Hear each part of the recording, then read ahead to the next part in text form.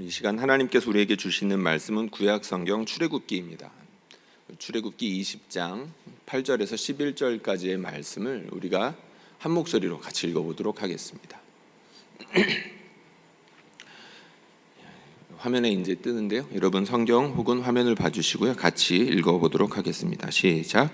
안식일을 기억하여 거룩하게 지키라. 여세 동안은 힘써 내 모든 일을 행할 것이나 일곱째 날은 내 하나님 여호와의 안식일인즉 너나 내 아들이나 내 딸이나 내 남종이나 내 여종이나 내 가축이나 내 문 안에 머무는 객이라도 아무 일도 하지 말라. 이는 여세 동안에 나 여호와가 하늘과 땅과 바다와 그 가운데 모든 것을 만들고 그러므로 나 여호와가 안식일을 복되게 하여 그날을 거룩하게 하였느니라. 아멘. 멈출 때 비로소 보이는 것들이라는 제목으로 말씀 전하겠습니다. 이 책 아는 분들 계시죠? 멈출 때 비로소 보이는 것들이라는 책이 있습니다. 어떤 스님이 쓰신 책이에요. 그래가지고 제가 일부러 화면에 준비를 하지는 않았습니다. 그리고 이제 좀 사회에 좀 무리를 일으키신 분이기도 하고 그래가지고 이렇게 책을 딱 보여드리기보다는 제목은 그래도 제가 너무 마음에 들어가지고 오늘 또 맥락에 맞기도 하고 그래서 제목만 제가 좀 가지고 와봤습니다. 올해 봤던 영화들 중에 이 영화가 제일 재밌었습니다. 화면 한번 좀 보여주시면 좋겠는데요. 그림이죠. 만화 영화인데요. 인사이드 아웃 2라는 영화입니다. 한 7, 8년 전에 이제 전편이 이제 나왔었고 이제 2편이 이제 몇 개월 전에 나왔었는데 이 영화를 참 재밌게 봤습니다. 많은 분들 아마 보셨을 겁니다. 아마 나이 드신 분들, 우리 시니어 어르신들 중에서도 혹시 못 보신 분들이 있다면 추천합니다. 기회가 되신다면 볼 수 있는 기회를 만드셔서 한번 볼 수 있으면 너무 좋을 것 같습니다. 어떤 영화냐면 이제 라일리라는 여자 아이가 나옵니다. 전편에서는 어린이로 나와요. 이제 9살, 10살쯤 되는 그런 어린이로 나와가지고 이 아이가 멀리 이사를 가는 내용이 나옵니다. 그런데 아이가 갑자기 이사를 가게 되면 친구들이랑 헤어져야 되고 자기가 익숙했던 환경에서 갑자기 바뀌게 되니까 혼란을 겪고 친구들이랑 헤어지면서 굉장히 크게 슬프지 않겠습니까? 그러니까 이 아이가 그 이사 중에 겪게 되는 감정의 변화들, 기쁨과 슬픔이 막 교차하고 그 슬픔이 굉장히 커지는 내용들을 갖다가 생생하게 그렸던 게 이제 전편이었다라고 한다면 이 2에서는 그 라일리가 굉장히 큽니다. 이제 청소년이 되었어요. 청소년이 돼서 이제 자기가 하고 싶은 것들도 열심히 하고 그리고 특별히 이제 취미생활 아니면 진학을 위해서 아이스하키 팀에 이제 들어갑니다. 근데 그 아이스하키 팀에서 나름 실력이 괜찮아서 좋은 고등학교 혹은 좋은 팀이 있는 데로 이렇게 가려고 연습 시합을 이렇게 초청받아서 가게 되는데 그 과정 중에 일어나는 일을 영화로 만든 겁니다. 그러니까 이 청소년 아이가, 이 라일리라는 여자아이가 얼마나 잘 되고 싶었겠습니까? 눈에 띄고 싶었겠습니까? 너무 잘 되고 싶어가지고 이런저런 일들도 하고 중간중간에 이렇게 여러 가지 계획도 세우고 하는데 그 과정 중에 감정이 굉장히 예민하겠죠. 우리 청소년들이 어린아이에서 청소년으로 자랄 때 이 감정이 굉장히 다양해지고 풍성해지죠. 이제 그걸 갖다가 굉장히 만화 영화로 잘 캐치해냈는데 1편에서는 기쁨과 슬픔이 메인 감정이었다라고 한다면 2편에서는 불안이가 등장합니다. 불안과 기쁨이 이제 메인 감정 역할을 하게 되는데 이 불안이라는 녀석이 이 라일리의 마음을 쥐고 흔들어 버립니다. 근데 이 불안이라는 거의 특징이 뭐냐면 미래의 일들을 계획한다라는 그런 취지에서 멈추지 않고 끊임없이 계획하고 동시에 염려를 만들어냅니다. 아직 일어나지 않은 일이다 보니까 계속해서 계획을 하지만 일어나지 않은 것들에 대해서 계속해서 멈추지 못하고 염려를 만들고 그 염려 때문에 또 새로운 계획을 만들고 이것이 이제 무한 반복이 되는 거예요. 그래서 이 영화의 마지막 부분에 가게 되면 어떤 일들이 일어나냐면 이 불안이가 자기를 주체하지 못하고 폭주하는 장면이 나옵니다. 막 불안이가 막 힘들어가지고 멈추지 못하고 계획을 끊임없이 만들어내는 장면을 갖다가 그림으로 굉장히 잘 표현해냈는데 굉장히 감정이 이입이 되는 장면이 있었습니다. 뭐냐면 그렇게 폭주하는 가운데 불안이가 스스로 눈물을 흘리는 장면이었습니다. 자기도 멈추고 싶은데 이 염려를 멈추지 못하고 막 우니까 그 장면을 누가 멈춰주냐면 폭주하는 불안이 옆에 기쁨이 다가갑니다. 성숙한 기쁨이 다가가서 이 불안이를 안아주는데 그 불안이가 자신의 염려를 내려놓고 드디어 차분해지는 장면이 나왔습니다. 이 장면을 보면서 저도 모르게 감정이 이입이 됐는데요. 저도 모르게 청소년 시절이 떠올랐습니다. 아마 설교 중에 제가 몇 번 말씀드렸던 것 같은데 가방 속에다 항상 모의고사 성적표를 차곡차곡 쌓아놓고 다녔습니다. 1년에 정기적으로 4번 정도의 모의고사를 봤으니까 아마 3학년 마지막에는 12장의 모의고사 성적표가 있었겠죠. 그리고 이제 비정기적으로 보는 모의고사 성적표도 아마 끼어 들어갔을 테니까 아마 15장의 성적표가 아마 쌓여 있었을 겁니다. 그거를 내려놓을 수가 없었습니다. 스스로 그것들을 내려두고 열심히 하면 되지라는 긍정적인 마음을 가질 수가 없었는데 그때가 떠오르면서 불안이가 폭주하는 모습 가운데에서 저도 모르게 눈물이 났습니다. 그리고 저도 이제 어쩔 수 없이 이제 목사이다 보니까 성도들 생각이 났습니다. 어떤 성도들이요? 스스로 염려를 멈출 수 없는 상황 가운데 놓여 있는 성도들 말이죠. 생계 때문에 어쩔 수 없이 아프지만 일해야 되는 성도들, 자녀가 아파서 어쩔 수 없이 그 걱정을 멈출 수 없는 성도들, 부부가 싸워서 쉴 수 없는 성도들, 진로가 깜깜해서 쉴 수 없는 성도들. 이렇게 저도 모르게 그 불안이를 보면서 제가 떠올랐고 우리 성도들이 떠올랐습니다. 여러분, 아담과 하와 우리 잠깐 생각해 봤으면 좋겠습니다. 아담과 하와가 에덴 동산에서 행복하게 지냈죠. 하나님을 등지고 난 이후로 어떻게 됐습니까?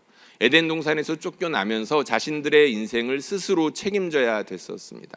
그야말로 각자 도생의 길로 접어든 건데 누구도 그들의 삶을 책임져 주지 못합니다. 그러니까 어떻게 해야 됩니까? 죽어라 일해야 됩니다. 그런데 페널티가 주어졌죠. 그들이 죄를 지으면서 땅이 저주를 받았습니다. 그들이 열심히 일한다라고 해서 그만큼 대가가 따라온다는 게 아니라는 이야기죠.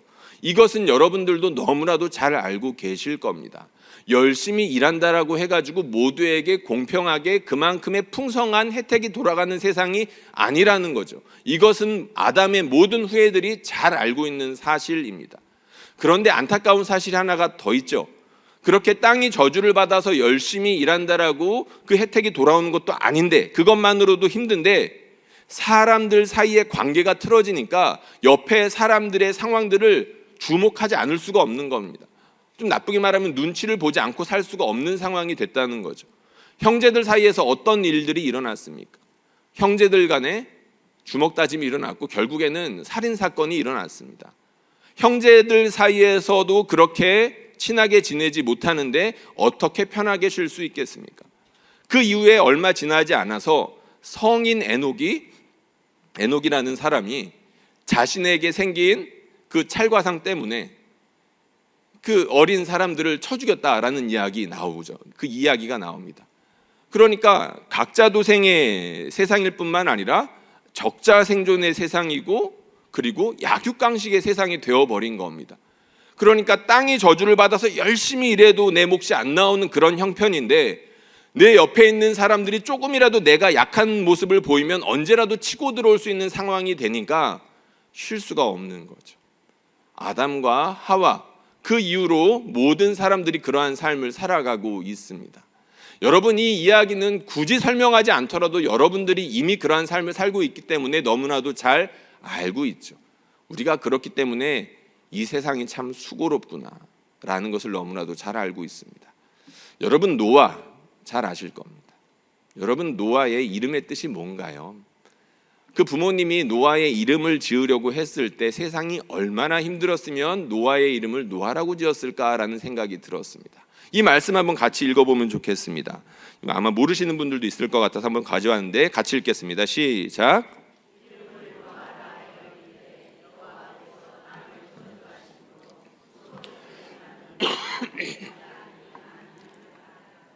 아멘. 수고롭게 일하는 우리, 세상에 대한 긍휼한 마음이 넘쳐났던 것 같습니다. 하나님의 마음이었겠죠. 내가 만든 이 사람들이 참 수고롭게 일하고 있는데 이 아들이 이 세상을 안위할 것이다, 평안하게 할 것이다, 쉬게 할 것이다 라는 뜻을 가지고 있는 겁니다. 그래서 실제로 하나님께서 조금은 극단적인 방법이지만 심판을 통하여서 이 땅을 새롭게 하셨죠. 그런데 안타깝게도 그 심판이 세상을 완전히 바꿔놓지는 못했습니다. 우리가 잘 아는 것처럼 심판 이후에 나타난 세상들 역시 쉬지 못했습니다. 그것을 잘 보여주는 대표 케이스가 바로 이스라엘이죠. 애굽에 살았던 이스라엘 어떠했습니까? 쉬지 못했습니다. 열심히 일했습니다. 아니, 죽도록 일했습니다. 그들이 얼마나 심하게 일했으면 그들의 고통의 소리가 하늘에 닿을 정도라고 했었습니다. 그들이 쉴 수 없었던 이유는 여러 가지가 있었지만 그들이 종이었기 때문이죠. 그들의 주인이 쉬지 못하게 했기 때문입니다. 조금이라도 쉬려고 하면 채찍을 들었고, 조금이라도 쉬려고 하면 먹을 것을 주지 않았기 때문입니다. 조금이라도 인구가 늘어날 것 같으면 그들의 자녀라도 잡아가지고 죽이고 있는데 어떻게 쉴 수 있었겠습니까? 쉴 수 없는 세상이 계속해서 이어졌던 것이죠. 그 세상 가운데에서 하나님께서 그들의 소리를 들으셨습니다.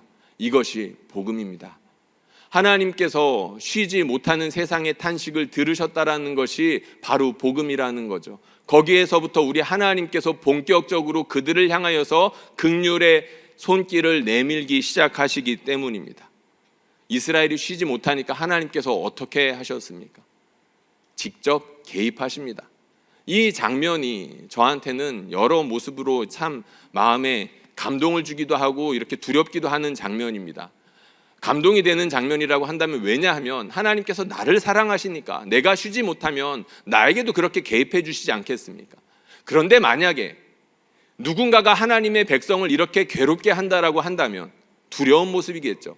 하나님께서 이스라엘을 괴롭게 했던 이집트 백성들을 어떻게 하셨습니까? 10가지 재앙으로 심판하셨습니다. 하나님 얼마나 화가 나셨으면 그 사람들 그렇게까지 심판하셨겠습니까? 너희가 내 백성을 이렇게까지 쉬지 못하게 하니, 하나님께서 오래 참으셨죠. 수백 년 참으셨습니다. 그리고 난 다음에 그 죄가 끝까지 차니까 하나님이 참다 못해서 결국에는 10번째 재앙까지 내리시면서 홍해를 가르셨고, 그 홍해 가운데에서 애굽의 모든 군대를 몰살시키기까지 하셨습니다. 그 장면을 생각하면 두려운 장면이기도 하다는 겁니다.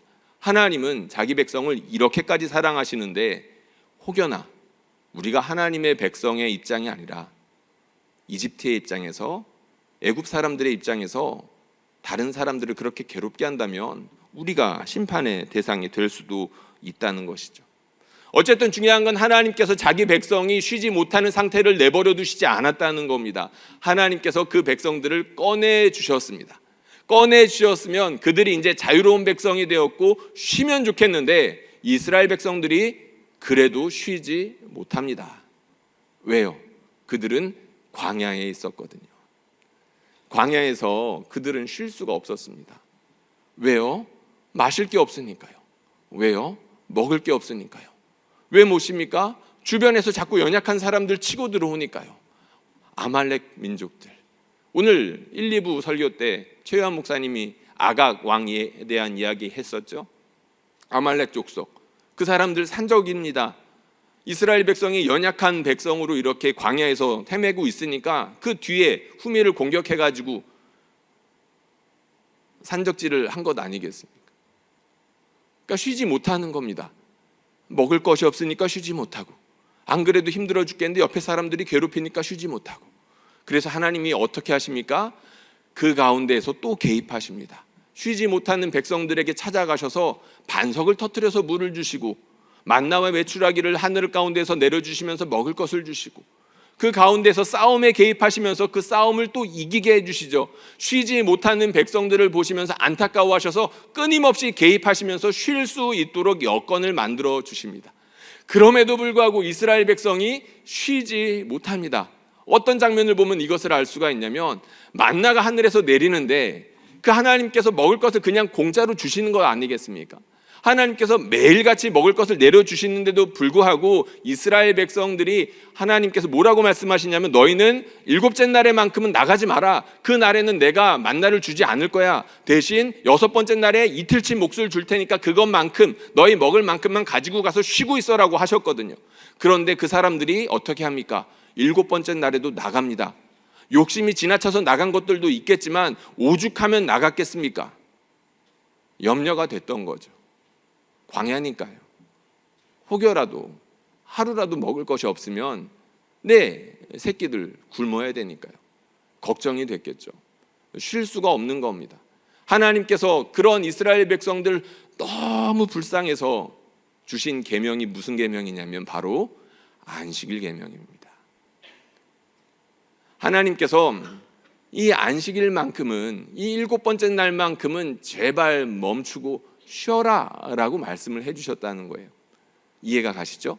도저히 쉴 수 없는 상황 가운데 있는 이스라엘 백성들, 하나님께서 쉬게 해주셔도 그 마음이 쉬지 못하고 어쩔 수 없이 나갈 수밖에 없는 그런 형편에 놓여 있는 이스라엘 백성들을 향해서 너희 안식일을 거룩하게 구별해서 지켜라 라고 명령하셨다는 겁니다. 근데 저는 이 안식일 명령을 묵상할 때마다 조금 마음에 걸리는 게 있습니다. 어떤 부분이냐면 안식일은 묵상하면 묵상할수록 하나님께서 자기 백성을 위해서 위로하시고 쉬게 하시려고 주신 귀한 축복과도 같은 계명입니다. 그런데 이 말씀을 주시는데 이 말씀의 형태가 굉장히 엄격합니다. 명령형이라는 거죠. 반드시 지키라는 겁니다. 그래서 이걸 간혹 오해하는 사람들이 있습니다.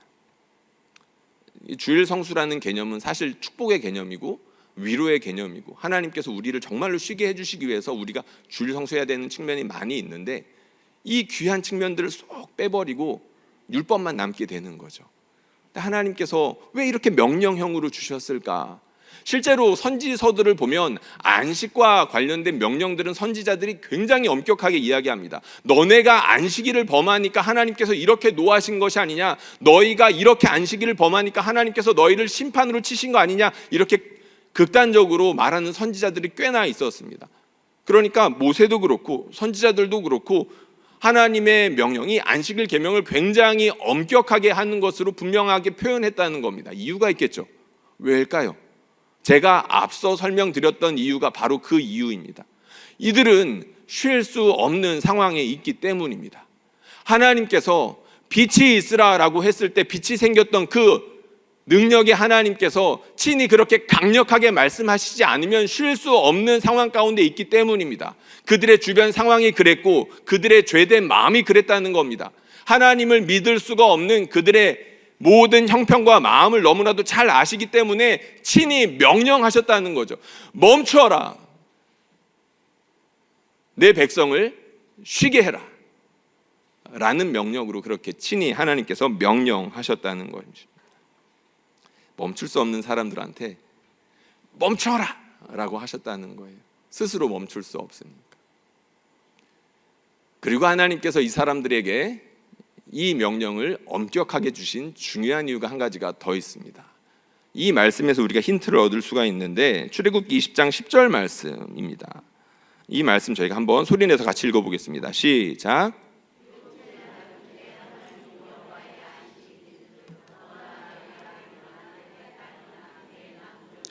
내 여종이나 내 가축이나 내 문 안에 머무는 객이라도 아무 일도 하지 말라.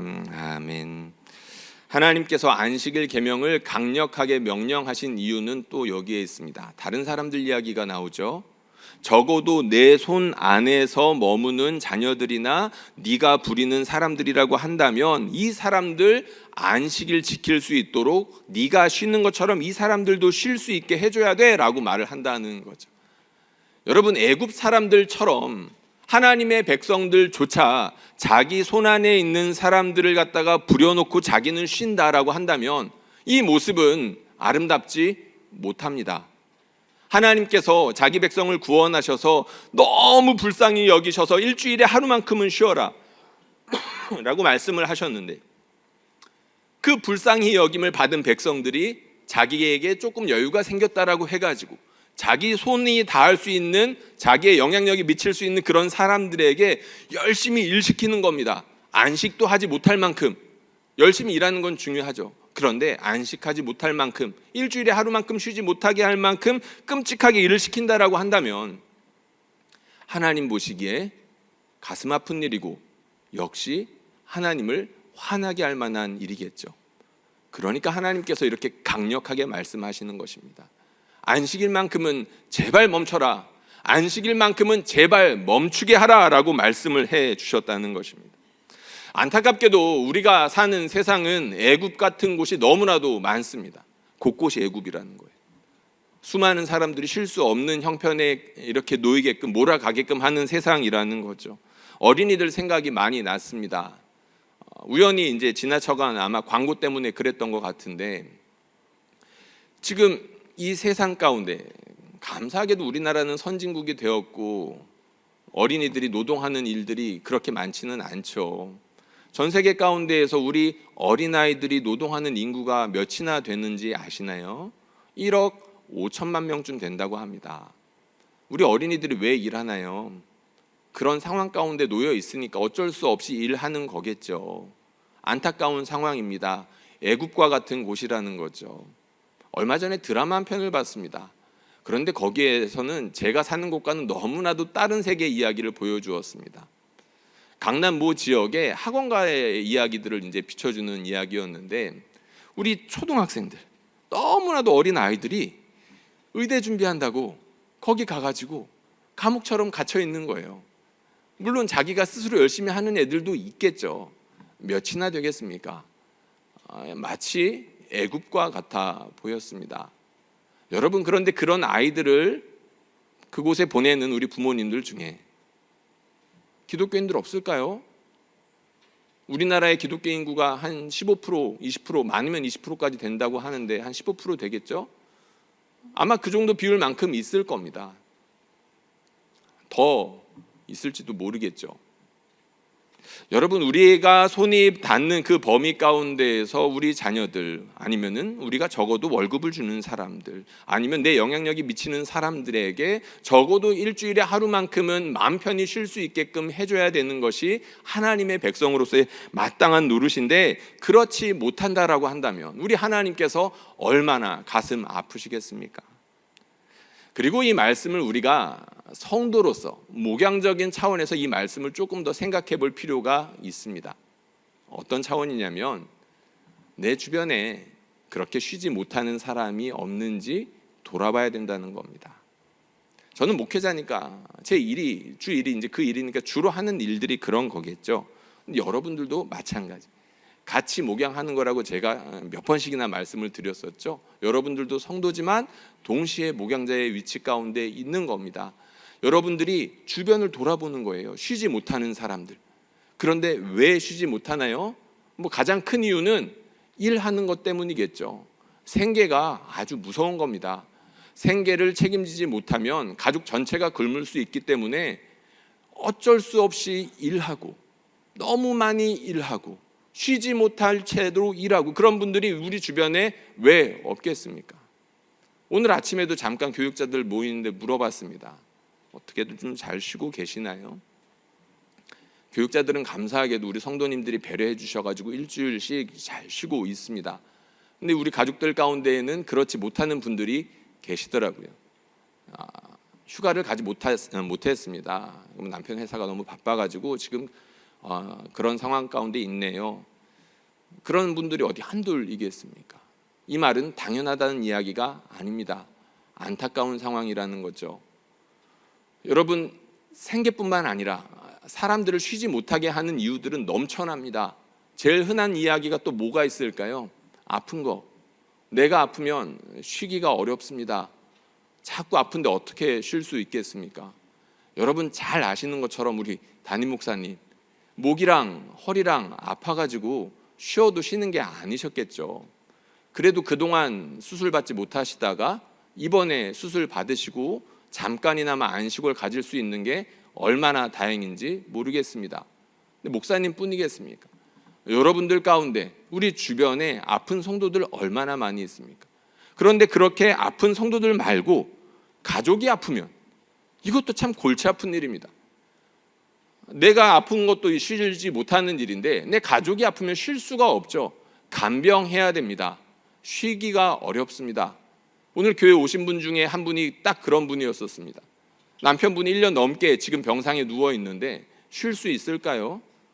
생계를 위해서 대신 일해야 되고, 남편이 아프니까 쉴 때마다 가서 간병해야 되고, 쉬지 못하는 삶이 계속해서 이어지는 겁니다. 근데 그런 분들이 하나인가요? 아니요. 우리 주변에 찾아보면 곳곳에 있습니다. 그리고 또 어떤 일 때문에 쉬지 못하나요? 싸우는 사람들 쉬지 못합니다. 여러분들, 우리 성도들 중에 다 평안하고 화평하게 지내면 좋겠는데 그렇지 못하는 사람들이 참 많습니다. 부부가 싸우면 어떻게 됩니까? 쉬지 못합니다. 그런데 그 부부만 쉬지 못하나요? 그렇지 않아요. 자녀들까지 괴롭습니다. 온 집안이 힘들어지는데 그런 싸움이 오래된다라고 한번 생각해 보십시오. 참으로 괴로운 일인 겁니다. 그런데 우리가 믿는 사람으로서 그렇게 여러 가지 이유로 몸과 마음이 쉬지 못하는 사람이 있는지 돌아봐야 된다라는 것이죠. 이 안식일 계명 가운데 분명히 믿는 자들에게 이러한 사명을 주고 계신다라고 믿습니다. 그러면 이제 가장 중요한 이야기가 하나 남았습니다. 하나님께서 우리 멈출 수 없는 사람들에게 이렇게 멈추라라고 말씀하셨고, 그리고 다른 사람들도 멈출 수 있게끔 멈추게 하라, 그리고 혹시 모시는 사람들이 있으면 돌아보라 라고까지 말씀을 하셨는데, 정말로 중요한 이유, 하나님께서 왜 그렇게 쉬라고 하셨을까에 대한 이야기를 오늘 하나님께서 말씀해 주십니다. 이 말씀을 우리가 함께 같이 읽어보면 좋겠습니다. 출애굽기 20장 11절 말씀입니다. 같이 우리 큰 소리를 읽어보겠습니다. 시작. 이는 엿새 동안에 나 여호와가 하늘과 땅과 바다와 그 가운데 모든 것을 만들고 일곱째 날에 쉬었음이라. 그러므로 나 여호와가 그날을 거룩하게 하였느니라. 아멘. 하나님께서 멈춤, 안식에 대한 이야기를 하시는데 갑자기 창조에 대한 말씀을 하고 계십니다. 많은 주석가들이 이 부분과 관련하여서 하나님의 예술가적인 측면에 대해서 언급합니다. 하나님께서 이 세상을 만드시면서 크게 기쁘셨다는 거예요. 여러분, 우리가 가끔씩 시간을 내서 자연 풍경이라도 이렇게 넋을 놓고 바라보려고 하지 않습니까? 아름다우니까요. 여러분, 우리가 그냥 바라만 봐도 이 아름다운 세상을 하나님께서는 이 세상이 만들어지기 전에도 생각 가운데 계셨고 그 상상을 실제로 구현해낸 분이십니다. 놀라운 일이라는 거죠. 직접 자기가 그것을 만들어서 마음에 안 들면 다시 이제 만들 수도 있겠지만 기쁘셨던 거예요. 실제로 창세기 1장에 보면 그런 말씀들이 계속 나오죠. 하나님께서 빛이 있으라 라고 하신 다음에 줄줄이 계속해서 하나님께서 무엇인가를 만들어내십니다. 창조하시는데 그때마다 하나님께서 뭐라고 말씀하시죠? 보시기에 좋았더라. 마지막에는 뭐라고 하셨습니까? 보시기에 심히 좋았더라. 우리 하나님께서 만족하셨던 거예요. 너무너무 기쁘셨던 겁니다. 여러분, 혹시 여러분들에게 예술가적인 그런 은사들이 있으십니까? 저는 없어요. 저는 흔히들 말하죠. 똥손이라고 합니다. 우리 최유한 목사님은 작곡가를 나올 정도로 하나님께서 뛰어난 은사를 주셨는데 저는 음악도 똥이고 미술도 똥이고 뭐 그렇습니다. 뭐 할 수 있는 게 별로 없어요. 그런데 볼 줄은 압니다. 들을 줄은 알아요. 집에서 이렇게 가끔 산책을 나가면 그 산책길 가운데 가는 길 중에 가끔 미술 교습소가 한 군데가 있습니다. 미술 교습소가 한 군데 있는데 거기에 우리 초등학생들이 이렇게 그려놓은 그림들을 종종 전시해 놓습니다. 아마 부모님들 보라고 하는 거겠죠. 우리 자녀들 여기에 보내는 우리 자녀들이 이렇게 그림을 잘 그리고 있습니다 라고 아마 홍보용으로 그렇게 걸어 놓는 걸 겁니다. 그런데 이렇게 지나다니다 보면 이 아이들이 그린 건데도 그림에는 힘이 있는지 그 그림을 보면서 마음이 위로를 받을 때가 한두 번이 아닙니다. 이 조그만 아이들이 어떻게 이렇게 멋진 그림을 그려내는지, 자기의 관점을 담아가지고 이렇게 새롭게 창조해내는지를 보면 마음에 기쁨이 솟아올라옵니다. 그런데 여러분, 그것을 직접 그린 아이들의 기쁨은 어떠할까요? 여러분들 가운데 간혹 그러한 기쁨이 있는 것 만끽하는 분들이 계시죠. 굳이 예체능이 아니라도 됩니다. 만약에 예체능에 재능이 있는 분들은 그 기쁨을 그런 방향으로 아실 겁니다. 노래 잘하는 분들은 내가 마음에 들 정도로 노래를 잘하면 기쁘죠. 그리고 내가 마음에 들 정도로 그림을 잘 그리면 기쁩니다. 그리고 요즘에는 요리하는 게 또 그렇게 대세죠. 요리를 했는데 그것이 내 스스로 너무나도 만족스럽고 다른 사람들이 기쁘게 먹어주면 그게 또 그렇게 기쁩니다. 하나님이 그러셨던 거예요. 하나님께서 다 만드시고 난 다음에 너무 기쁘셨던 겁니다. 심히 좋으셨던 겁니다. 그리고 난 다음에 모든 것들을 멈추셨죠. 왜요? 모든 것들이 완벽했으니까. 그리고 난 다음에 하신 게 무엇입니까? 안식일입니다. 그러니까 하나님에게 안식일은 바로 이런 겁니다. 하나님께서는 너무 기쁘고 만족스럽고 이것을 그저 바라만 보면서 누릴 수 있는 충분한 시간이 필요하셨던 건데 그게 바로 안식일이셨다는 거죠. 아담과 하와 입장에서 한번 생각해 볼까요? 아담과 하와 입장에서는 안식일이 몇 번째 날이었나요? 첫 번째 날이었겠죠. 하나님께서 만드시고 난 다음에 아마 이게 뭐야 했을 겁니다. 물론 우리는 아담과 하와가 성인으로 만들어졌다라고 이렇게 추정하고는 있습니다. 그런데 아무리 성인으로 만들어졌다 하더라도 이 세상에 처음 만들어졌는데 어리둥절하지 않았을까요? 도대체 나는 누구고 여기는 어디고 이게 뭘까라고 아마 그런 생각이 들었을 겁니다. 저는 새 아들이 있습니다. 매번 말하니까 이제 굳이 말하지 않아도 이제 다 아시겠지만 그 새 아이들 중에서 다 낳은 순간들이 특별하긴 한데 첫 번째 아이가 태어날 때가 유독 그렇게 기억에 남습니다. 여러 가지 이유가 있는데 보통 아이들은 나오자마자 응애하고 울잖아요. 그런데 이 아이는 응애하고 울지를 않았습니다. 울지를 않았어요. 울지를 않고 눈을 크게 뜨고 멀뚱멀뚱히 저와 아내를 쳐다봤습니다. 이게 누구야? 라고 그냥 쳐다봤습니다. 너무 이상하니까 의사 선생님이 아기 엉덩이를 자꾸 이렇게 때려줬던 기억이 나는데 너무 신기하죠? 신기했을 겁니다. 근데 저나 제 아내가 이 아이를 바라보는 눈빛은 어떠했을까요? 제 아내는 27시간 넘게 산통을 했습니다. 하루가 넘게 큰아이를 뱃속에서 이제 나오게 하려고 고생을 했다는 거죠. 그러니까 그 아픔을 딛고 목숨을 걸고 아이가 나왔으니까 얼마나 예쁘겠습니까? 자기 목숨과도 바꾼 거니까요. 너무나도 사랑스러웠겠죠. 제가 직접 제 배로 낳은 건 아니지만 제 분신이 나오지 않았겠습니까? 거룩한 순간이었습니다. 경이로운 순간이었었습니다. 내 분신이 나왔으니까요. 야, 하나님 참 놀랍다. 이 아이가 이게 뭔가 어리둥절했겠지만 적어도 그 기분이 나쁘지는 않았을 겁니다. 여러분, 동물들도 심지어 식물들도 사람들이 사랑하는 것의 느낌을 안다고 하죠. 기가 막힙니다. 여러분들 신방하다 보면 식물들이 다 죽어있는 집들이 있고 살아있는 집들이 있는데 식물들도 알아봅니다. 애완견이 아니라 식물들조차도 이 사람이 나를 사랑하고 있는지 애정하고 있는지를 알아본다는 거죠. 그런데 하물며 사람이겠습니까? 하나님께서 자기 닮은 아담과 하와를 만드셨는데 그 사람들이 첫날 안식일날 하나님께서 모든 것이 완벽해서 심히 기뻐하시는 그 시선으로 아담과 하와를 바라보고 계셨습니다. 아담과 하와도 분명히 좋다, 이게 뭔지는 모르지만 좋다라는 것을 분명히 느꼈겠죠.